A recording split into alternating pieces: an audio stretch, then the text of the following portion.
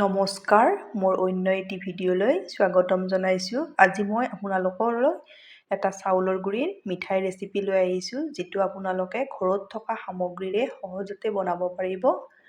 তেতিয়াহ'লে আহকচোন ভিডিঅ'টোৰ মাজলৈ। মিঠাইটো বনাবলৈ মই কেৰাহীখনত চাউলৰ গুড়ি কাপটোৰে 2 কাপ দি দিম। 1 কাপ, 2 কাপ। ল' ফ্লেমত ভালদৰে ভাজি ল'ম।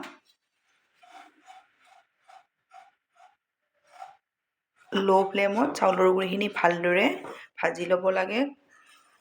চাউলৰ গুড়িখিনিৰ কোনো ধৰণৰ কালাৰ চেঞ্জ হ'বলৈ দিব নালাগে। এইদৰে মই ল' ফ্লেমত কেৰাহীখনত লৰাই থাকিম, নহ'লে তলত লাগি ধৰিব পাৰে। লাগি ধৰিলে মিঠাইটো খাবলৈ খুবেই বেয়া লাগে। মোৰ চাউলৰ গুড়িখিনি 7 মিনিট সময় ল' ফ্লেমত ভালদৰে ভাজি ল'লোঁ। এইখিনি হৈ গ'ল। এতিয়া মই নমাই ল'ম। মই গামলা এটাত চালনীখন দি দিছোঁ। চালনীখনত চালি দিব লাগিব, যাতে গোটা গোটা থাকিলে চালনীখনত ৰৈ যায়।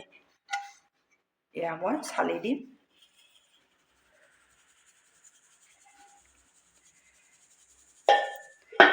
দেখিছেনে, গোটা গোটাখিনি মই নিদিওঁ। এতিয়া এইখিনি মই ছাইড কৰি থৈ দিম। এতিয়া মই কেৰাহীখনত 2 কাপ গাখীৰ লৈ ল'ম। চাউলৰ গুড়ি 2 কাপ লৈছিলোঁ, গাখীৰ 2 কাপ দি দিম। 2 কাপ গাখীৰ দি দিলোঁ। গেছৰ ফ্লেমটো হাই কৰি এইখিনি মই ভালদৰে উতলাই ল'ম।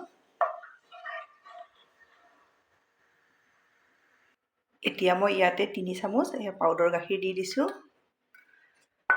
ভালদৰে মিক্স কৰি লৈ ল'ম। এতিয়া ইয়াতে 4 চামুচ নাৰিকলৰ গুড়ি দি দিছোঁ। গাখীৰখিনি উতলিব লৈছে, দেখিছেনে?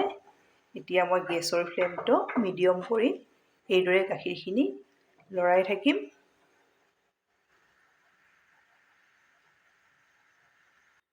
ফ্লেভাৰৰ কাৰণে ইয়াতে মই ইলাইচি গুড়ি দি দিছোঁ। আপোনালোকে ইলাইচিৰ গোন্ধটো ভাল নাপালে নিদিলেও কথা নাই।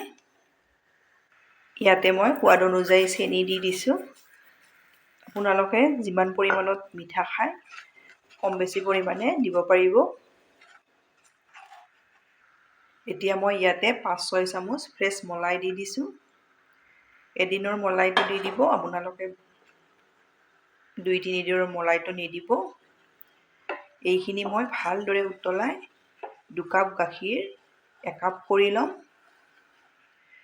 মিডিয়াম ফ্লেমত এইদৰে মই লৰাই এইখিনি ডাঠ কৰি ল'ম।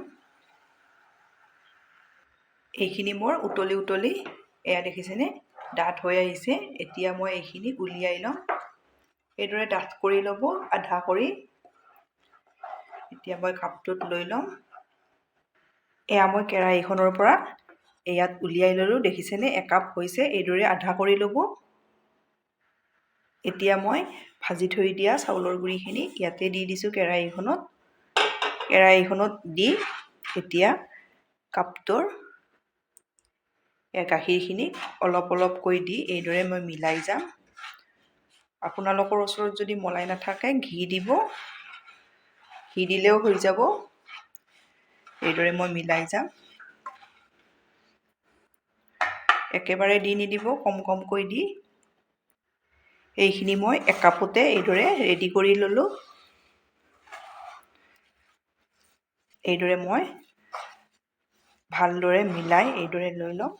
অলপ হাতেৰে চুব পৰা ঠাণ্ডা হ'লে অলপ মঠি ল'ম।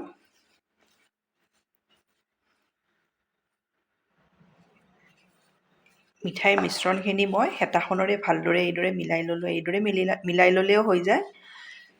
ভালদৰে মিলাই ল'ব। দেখিছেনে, কেৰাহীখনেও এৰি দিছে। খুব সোৱাদ লাগে, আপোনালোকে এবাৰ ট্ৰাই কৰিবচোন। ফ্ৰিজত থৈ এই মিঠাইটো আপোনালোকে 4-5 দিনলৈ খাব পাৰিব। এইখিনি মোৰ ৰেডি হৈ গ'ল। এতিয়া মই মিঠাইৰ শ্বেপ দি যাম।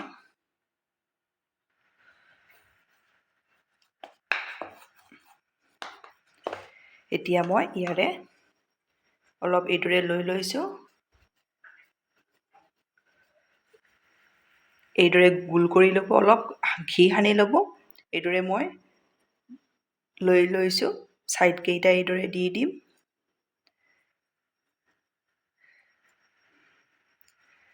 এইদৰে এয়া দেখিছেনে? এইদৰে দি ইয়াতে মই এইদৰে বাদাম এপিচ দি দিম। এইদৰে গোটেইকেইটা মিঠাই মই ৰেডি কৰি ল'ম। এয়া মোৰ চাউলৰ গুড়িৰ মিঠাই ৰেডি হৈ গ'ল। আপোনালোকে এইদৰে বনাই খাবচোন, বহুত বেছি ভাল পাব। চাউলৰ গুড়িৰ মিঠাই বুলি কোনেও ক'বই নোৱাৰিব। আপোনালোকে বনাই